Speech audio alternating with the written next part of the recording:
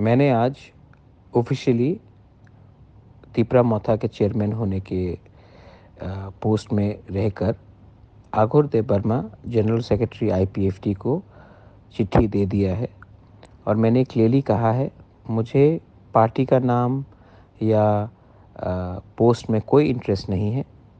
तिपरासा लोग आईपीएफटी और तिपरा मोथा को अगर एक पार्टी बनकर एक सिंबल में फाइट करेंगे, नाम जो भी हो हमको कोई चिंता नहीं है। तिपरासा लोग थानसा देखना चाहते हैं और इस बार अगर हमारा थानसा हुआ तो गवर्नमेंट ऑफ इंडिया से हम अपने लोगों को कुछ दे सकते हैं। अगर हम लोग एक नहीं हुए तो हमें कुछ नहीं मिलेगा। इसी के लिए मैंने चिट्ठी आघोर देबबर्मा को दिया है। वो आईपीएफटी के वर्किंग प्रेसिडेंट को देंगे और तब आईपीएफटी को सोचना पड़ेगा कि हमें आने वाले दिन में तिपरासा के संग काम करना है या अलग अलग होकर फाइट करना है या बीजेपी के संग फाइट करना है। लेकिन मैंने अपना point of view black and white में सबको दे दिया है।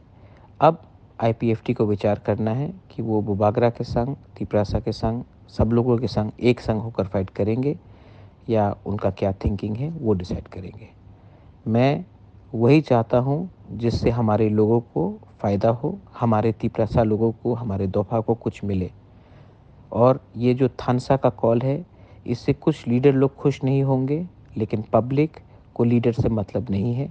पब्लिक को अपना अधिकार चाहिए और हमको पहले अपना तिपरासा के बारे सोचना है, उसके बाद लीडर के बारे सोचना है। बेलाइनो हम बाय।